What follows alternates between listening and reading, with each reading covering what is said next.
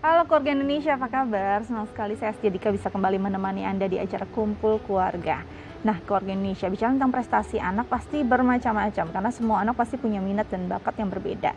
Bagaimana ya kalau anak kita punya prestasi memang di luar akademik, dan ini bisa jadi menyita waktu dia untuk belajar di sekolah. Apa yang orang tua harus lakukan untuk bisa mendampingi agar semuanya bisa berjalan dengan seimbang? Ini akan kita bahas bersama psikolog kita dan Mbak Ayu Sutomo. Langsung kita sapa yuk. Halo Mbak Ayu, apa kabar? Dika, kabar baik, alhamdulillah. Dika, apa kabar? Aku baik, Mbak Ayu. Mbak Ayu, kita ngomongin prestasi anak ini. Ini Iya, satu hal benar. yang sebenarnya orang tua seneng gitu ya kalau dengarnya ada anak berprestasi. Nah, prestasi macam-macam. Ada yang di Iya. akademiknya, ada di sekolahnya ya.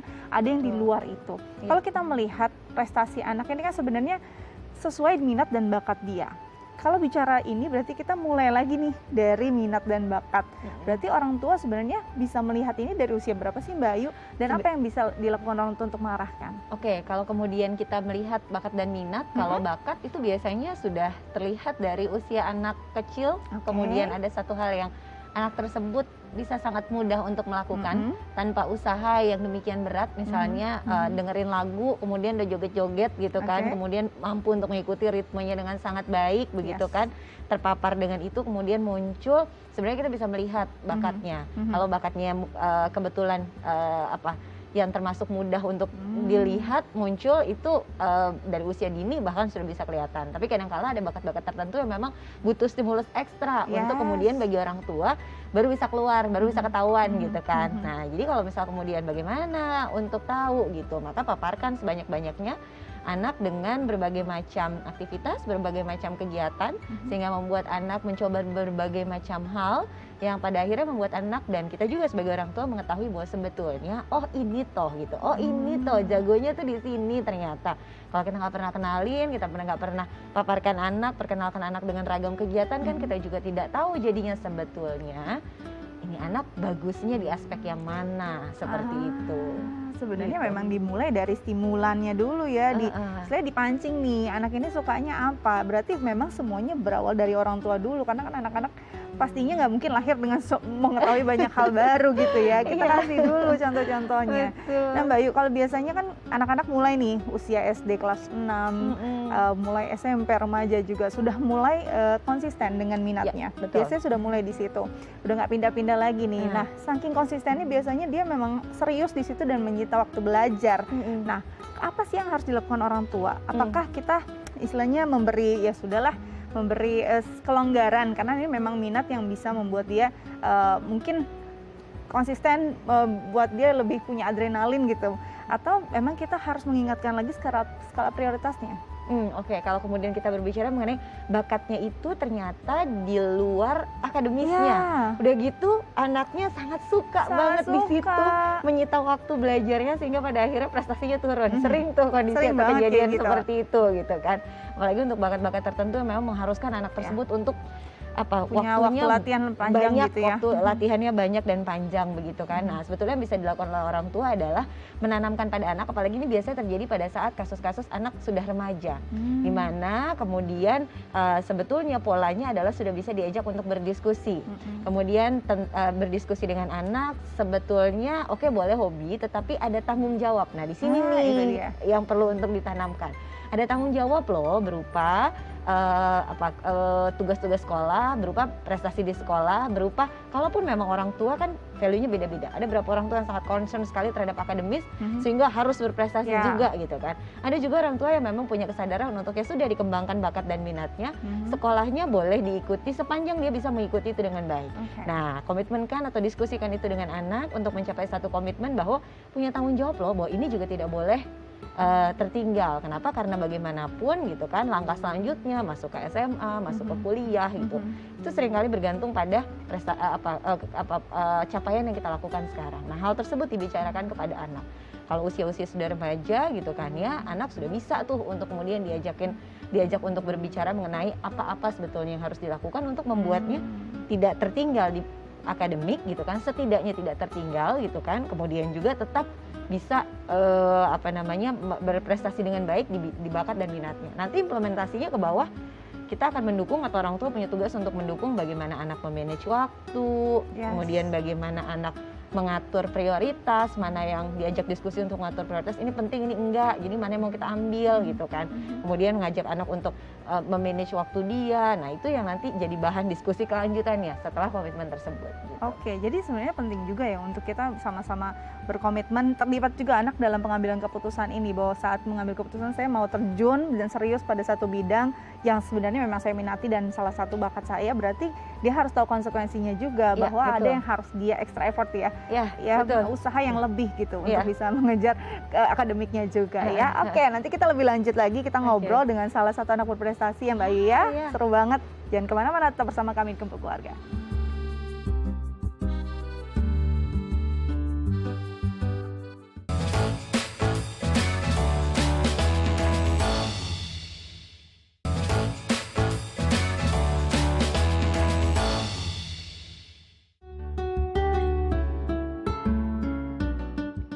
Ya, Keluarga Indonesia kembali lagi di Kumpul Keluarga, dan kali ini kita akan ngobrol dengan salah satu anak berprestasi yang merupakan salah satu dari pasukan pengibar bendera pusaka di Hari Kemerdekaan kemarin di Istana Negara. Ada Ardelia dan juga Ibu Nurmala, langsung kita sapa yuk. Halo Ardelia dan Ibu Nurmala, apa kabar? Halo Kak. Alhamdulillah. Wah, aku mau ucapin selamat dan bangga juga dulu nih untuk Ardelia ya, kemarin mengibarkan bendera pusaka di Istana Negara. Kalau boleh tahu, kamu ada di barisan mana dan tugas kamu saat itu apa? Iya Kak, Ardel ada di pasukan 8, jadi pembawa bendera. Semua orang tua yang anaknya ikut Paskibra pasti menunggu apakah anak saya gitu ya, dan dari ratusan anak di seluruh Indonesia satu terpilih. Oke Ardel, aku mau tanya, kenapa Paskibraka? Apa yang buat kamu minat dengan bidang ini? Iya Kak, Ardel dari SD sangat tertarik dengan Paskibraka karena melatih kedisiplinan, sikap, dan rasa tanggung jawab kita sebagai anak muda. Anggota Paskibraka juga pemuda-pemudi dengan jiwa nasionalisme. Ardel juga termotivasi oleh Mama karena Mama dulu juga anggota Paskibraka di tingkat provinsi. Oh oke. Wah, jatuh nggak jauh dari pohonnya ya Mbak Ayu ya. Berarti ini kita bisa lihat bahwa memang minat ini bisa juga lahir saat dia melihat sosok orang tuanya. Bisa kayak gitu nggak sih Mbak Yu? Iya betul, karena sebetulnya kalau kemudian kita melihat seorang anak jadi sesuatu gitu kan ya, kemudian kita melihat pembentukan minat, pembentukan bakatnya, itu kan selalu ada faktor nature dan nurture. Jadi nature memang yang dibawa secara bakat, secara genetik dibawa, tapi nurture itu adalah bagaimana orang tua kemudian membesarkan, memaparkan dengan contoh-contoh, dengan cerita-cerita, dengan kisah-kisah gitu kan, dan kemudian juga melihat menyenangkan ya menjadi seorang paskibraka gitu. Jadi sebetulnya apakah bisa dibentuk? Iya gitu kan. Dan kalau kemudian anaknya punya bakat, pembentukannya juga tepat, maka itu akan optimal dan bersinar serta berkilau seperti yang Ardel capai saat ini gitu. Seru banget. Apakah ini juga yang terlihat dari sosok Ardel waktu kecil? Iya Mbak, kebetulan Ardelia dari SD itu sudah suka dan saya memperkenalkan Paskibraka. Jadi SD itu sempat ikut jadi pasukan Paskibraka di SD, dan SMP juga seperti itu Mbak, sempat jadi pengibar sebagai penggerek. Jadi pada saat 17 Agustus saya juga selalu membawa Ardelia ke lapangan Merdeka Medan. Jadi saya perkenalkan Paskibraka itu seperti apa, harus disiplin, harus bisa fisik, juga mental, seperti itu Mbak. Penting ini ya, mental luar biasa, karena latihannya, aku sih belum pernah nih ke Paskibra, tapi kalau nggak salah latihannya luar biasa ya Del. Berapa jam kamu harus berlatih dalam 1 minggu saat kamu persiapan dikirim ke istana? Jadi Kak, waktu di istana kalau latihannya itu dari jam 7 pagi sampai jam 6 sore. Itu setiap hari? Setiap hari. Wow, lalu apa yang kamu lakukan untuk membagi waktu dengan sekolah? Karena kan Ardel juga masih aktif sebagai pelajar ya? Iya, jadi Kak kami diliburkan dulu Kak Oke. selama sebulan untuk mengikuti Diklat Paskibraka Nasional di Jakarta. Jadi sekolahnya diliburkan dulu. Oke, sekolahnya diliburkan dulu. Nah, Ibu Nurmala, apa yang Ibu Nurmala lakukan? Ini kan pasti kalau diliburkan dulu, apalagi pendidikan jarak jauh ini kan pembelajarannya pasti lumayan padat ya. Apa yang Ibu lakukan untuk mendampingi Ardel dan meyakinkan bahwa ini bisa dikejar, bahwa akademiknya akan berjalan dengan baik-baik saja? Kalau saya selalu memberi motivasi kepada Ardelia kan Mbak, jadi harus belajar di rumah, belajar sendiri agar bisa mengikuti teman-teman yang lainnya. Mbak, gimana sih caranya untuk bisa Iya. seorang anak nih Mbak Yu, kan pastinya berat juga ya mengejar Ya. ketinggalan 1 bulan aja ini udah pasti Betul. luar biasa. Apa yang bisa dilakukan orang tua untuk paling tidak membuat anak nih lebih ringan menjalani pengejaran materi sekolahnya? Nah, yang bisa dilakukan oleh orang tua, yang dilakukan oleh ibu gitu ya, sudah tepat untuk memberikan motivasi. Nah, kemudian pemberian motivasi, kemudian semangat dan dukungan gitu, itu akan akan sangat lebih baik jika kemudian diiringi dengan implementasi berupa kebutuhannya anak itu apa. Jadi kita tanya gitu loh. Kita sebagai orang tua melihat, dan kalaupun memungkinkan kita tanyakan kepada anak, butuhnya apa? Apakah butuh ditemani pada saat belajar? Apakah butuh hal-hal yang lain seperti penyemangat? Apakah butuh hal-hal yang sifatnya justru kayak dibuatkan makanan kesukaan atau apa yang menjaga semangat anak untuk tetap menyelesaikan tugas dan tanggung jawabnya gitu kan, walaupun itu sulit dan berat. Kadang-kala mungkin beberapa orang tua ada juga yang memberikan dukungan berupa kayaknya butuh tutor atau kemudian guru yang membantu untuk membantu mengejar pelajaran tersebut gitu, karena kan memang bukan satu hal yang mudah ini gitu. Jadi sebetulnya itu sangat disesuaikan dengan kebutuhan anak seperti apa, tapi motivasi, dukungan dari orang tua yang penuh terhadap apa yang memang dibutuhkan oleh anak itu menjadi hal yang sangat penting gitu untuk anak itu sendiri. Karena membuat anak yakin itu sulit juga ya Mbak. Betul. Yakin dan merasa aman, walaupun orang tua belum tahu juga apakah benar-benar bisa dikejar secara maksimal. Yang penting kita membuat anak benar-benar mentalnya siap untuk itu. Nah, Ardelia, kalau kita bicara tentang Paskibra, ini kan bukan cuma baris berbaris, kedisiplinan, harus ada wawasan kebangsaan, harus ada ketertarikan juga pada jiwa nasionalisme yang memang harus tumbuh gitu sebagai pasukan paling terdepan gitu ya di hari kemerdekaan. Untuk ini sulit nggak sih, atau kamu memang punya ketertarikan tersendiri untuk materi-materi kebangsaan dan juga nasionalisme? Ya Kak, jadi selama seleksi Paskibraka itu wawasan kebangsaan sangat penting Kak. Jadi di tes juga nggak fisik aja, jadi kayak tes tertulis, wawasan kebangsaan itu perlu juga Kak. Oke, apa aja sih yang dipelajari Ardel? Kayak pahlawan-pahlawan, presiden, siapa itu kayak rasa cinta kita terhadap tanah air, gitu-gitu. Oke, nah ini yang sebenarnya cukup langka ya untuk anak-anak Susi Ardel yang sebenarnya apalagi kaum Z ya Mbak ya. Ini generasi ini kan biasanya lebih sophisticated, yang teknologi. Nah kadang terlupa juga untuk kita memahami atau memberikan nilai-nilai ini gitu. Menurut Bayu penting apa? Sejauh mana ini berguna untuk generasi muda kita?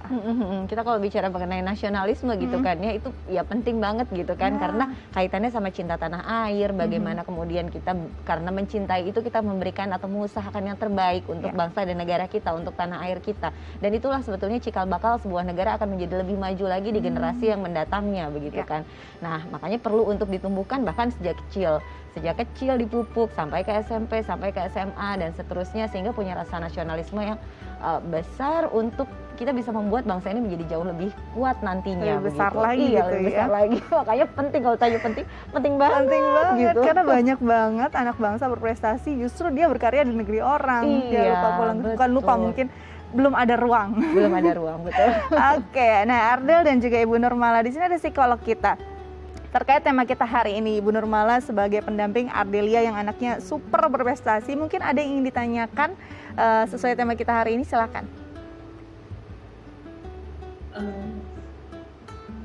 Gini Mbak, kalau saya ingin bertanya gimana caranya kita mendidik anak agar lebih baik lagi. Oke, Dan agar alhamdulillah juga dibilang saya sudah bisa mendidik Ardelia, tapi rasanya pingin lebih dan lebih lagi. Seperti itu, Mbak. ingin lebih dan lebih lagi, apalagi mendidik atau mendampingi anak yang berprestasi pasti tantangannya juga lebih besar lagi ya Mbak Ayu. Betul. Gimana Mbak Ayu? Oke, kalau misalnya sudah menemukan bakatnya, sudah menemukan minatnya, itu alhamdulillah sesuatu yang sungguhnya bisa kita syukuri gitu, karena sebetulnya menemukan bakat dan minat itu sendiri bukan sesuatu yang mudah bagi sebagian orang tua gitu kan. Kalau sudah ketemu gitu untuk menjadi lebih baik lagi gitu kan, apa yang bisa dilakukan? Yang dilakukan adalah memberikan dukungan, kemudian kesempatan-kesempatan untuk berkembang lebih luas lagi begitu kan. Dan kemudian dukungan itu ya bentuknya banyak gitu, seperti yang tadi sudah kita bahas dan sudah disampaikan. Jadi sebetulnya yang dibutuhkan anak ketika sudah ketemu bakat dan minatnya, apa yang dilakukan untuk lebih baik lagi? Jelas yang pertama memberikan dukungan, memberikan kesempatan-kesempatan, dan kemudian memfasilitasi anak untuk bertemu dengan lingkup yang lebih luas lagi, sehingga pada akhirnya bisa berprestasi lebih banyak lagi, lebih besar lagi, dan mengharumkan nama bangsa lebih hebat lagi. Wow, luar biasa. Semangat untuk Ibu Nurmala dan juga Ardelia. Semoga ini tidak berhenti sampai di sini. Ini awal dan masih ada kebanggaan-kebanggaan lain yang dibuat oleh Ardelia untuk keluarga dan juga untuk bangsa. Terima kasih banyak sudah berbagi bersama kami di Kumpul Keluarga. Tetap jaga kesehatan. Sampai jumpa. Iya, Mbak. Bapak. Baik, oke, makin seru nih perbincangan kita. Nanti kita lanjut lagi ya Mbak ya. Kita harus jeda dulu, jangan kemana-mana. Tetap bersama kami di Kumpul Keluarga.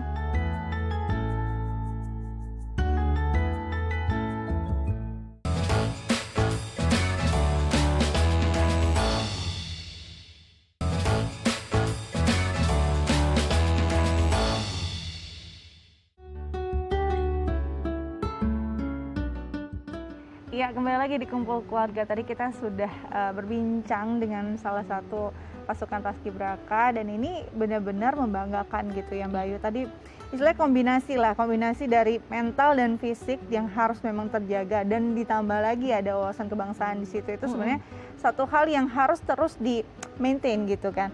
Nah, itu dia yang sulit. Kadang menggapai sama mempertahankan kan lebih sulit mempertahankan kan Mbak Ayu. Betul. Gimana caranya agar orang tua juga bisa, paling tidak kan nggak mungkin terus mendampingi anak remajanya 24 jam. Paling tidak harus terus memberi motivasi untuk anak remajanya yakin bahwa minat dan bakatnya ini penting gitu Mbak Ayu. Kadang-kadang berakhir begitu saja. Apa yang harus dilakukan agar anak ini bisa terus istilahnya mempertahankan ini, bisa terus memanfaatkannya untuk masa depan dia? Oke, aku setuju banget ya sama yang Dika bilang, bahwa kita sebagai orang tua nggak mungkin untuk mendampingi anak selama 24 jam gitu kan, terus-terusan gitu kan, dan kemudian kita yang dari luar memastikan bahwa ini sudah sesuai dengan tracknya gitu kan ya. Makanya perlu bagi kita orang tua untuk kemudian menumbuhkan yang namanya motivasi internal dari dalam diri anak, atau internal motivation dari dalam diri anak. Kenapa? Karena ketika munculnya motivasi itu dari dalam diri, maka drive-nya akan lebih kuat, atau dorongannya akan menjadi lebih kuat. Sehingga pada saat dorongannya menjadi lebih kuat, ketika ia menghadapi tantangan, menghadapi kesulitan-kesulitan, itu anak akan menjadi lebih gigih dalam menghadapi proses tersebut. Karena kan bagaimanapun itu proses ya yang harus dilalui oleh setiap anak. Nah, kemudian untuk menumbuhkan motivasi internal itu apa yang harus dilakukan gitu kan. Nah, sering-sering bersama dengan anak untuk membahas sebetulnya tujuan atas apa yang dia lakukan itu apa. Reviewing, mau jadi apa, kita mau sekolah di mana, kemudian 2-3 tahun lagi maunya seperti apa, bayangan terhadap masa depannya mau gimana. Itu bentuknya diskusi, sehingga tertanam pada diri anak bahwa oh ya, aku tahu tujuanku tuh mau kemana, saya mau apa yang mau saya raih. Itu menjadi mindset yang terbentuk di dalam diri anak. Dan orang tua memotivasi, tapi sebetulnya persentase keberhasilannya sendiri adalah dari motivasi yang besar muncul dari diri anak. Jadi PR-nya untuk mempertahankan gimana, tumbuhkan motivasi internal dari dalam diri anak. Supaya tumbuh bagaimana? Banyak diajak ngobrol, banyak diberikan diskusi, kemudian dipaparkan contoh-contoh orang-orang yang wah ini berhasil, ini contoh baik, value-value yang mau kita tanamkan pada anak. Sehingga anak tahu bahwa dia punya tujuan. Dari dalam diri dia sendiri dia paham bahwa saya ada tujuannya. Sehingga dia punya energi yang besar untuk meraih tujuan itu. Orang tua mendukung penuh apa yang menjadi tujuan anak tersebut. Jadi harus tahu goalnya ya, apa benar, gitu. Supaya drive internalnya tuh muncul. Itu dia, karena kita nggak bisa terus motivasi, karena bukan motivator yang bisa 24 jam ada gitu. Nah Mbak Ayu, kalau kita bicara tentang anak berprestasi, otomatis ini kan logikanya selalu berkompetisi sebenarnya, kompetitif anak-anak ini. Ya. Bagaimana anak-anak kompetitif ini harus bisa sportif juga saat kan nggak selalu dia bisa dapat hal yang terbaik gitu Ya. dalam setiap kompetisinya. Ya. Apalagi dengan skala-skala tertentu yang mungkin kalau di ceruk yang lebih kecil, oke, dia istilahnya punya peluang mutlak di situ.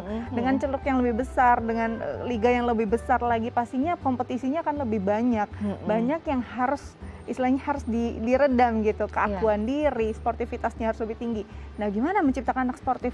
Menciptakannya seperti apa gitu kan ya. Biasakanlah dari kecil atau daripada saat kita mengajarkan anak, biasakanlah untuk memperkenalkan anak pada hargai setiap proses yang dilalui. Jadi ketika orientasinya memang hasil pada saat mengalami kekalahan gitu kan di satu titik tertentu, yang lain lebih hebat seperti yang Dika bilang, liganya makin gede, persaingannya makin besar juga lagi. gitu kan, sehingga rentan untuk kemudian tadinya mungkin berprestasi di skop ini, di sana harus bersaing lebih besar lagi gitu kan ya. Nah, ketika kemudian kita berorientasi pada proses gitu, kita bisa menanamkan pada anak bahwa apapun hasilnya itu adalah proses terbaik yang kita lakukan. Jadi sekarang mari kita berfokus pada prosesnya. Ketika pun misalnya anak gagal, kemudian tidak mempersalahkan anak, melainkan kemudian bersama-sama dengan anak kita udah melalui prosesnya.